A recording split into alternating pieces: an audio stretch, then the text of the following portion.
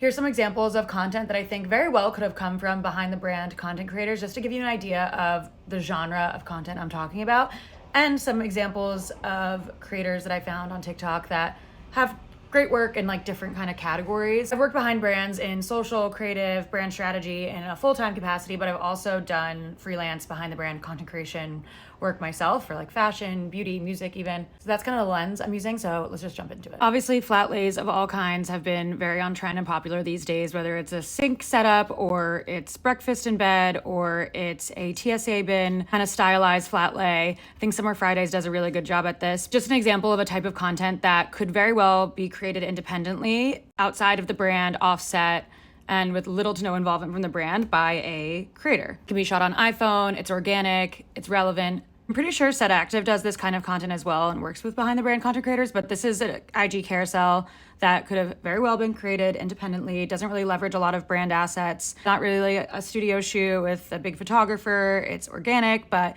it's stylized. It aligns with the brand's visual identity and it feels very native, like it could be coming directly from the brand, but it could have been done by a freelancer. As opposed to something like this, which is way more like brand creative, a photo shoot. This is a brand produced asset. Here are some examples from the brand I work with, Personal Day, shot on iPhone. This is from a behind the brand content creator, Sophia, who did some film photography, some iPhone video, organic, as opposed to our branded assets that were part of a campaign and clearly came produced by the brand with a photographer in a studio. Now this video definitely feels a little bit more UGC, but when you pair it with some other video assets and kind of content, it feels a little bit more brand native. Molly is a behind the brand content creator, and I would say this would turn into UGC if her content looked like her native content style, which she would post normally on her own as an influencer per se, but this all looks brand aligned.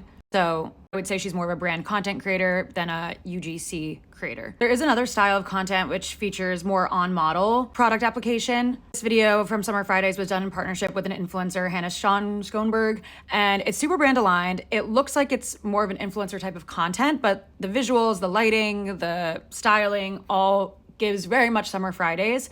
Could have been done in partnership with the brand, but it also could have been done just by the influencer independently. This doesn't need to be an influencer though. If this was a behind the brand content creator, then this video would be a perfect example of a really great video asset that could come from behind the brand. It doesn't necessarily need to be tied to an influencer, even though this was an influencer partnership because she did post it on her channel.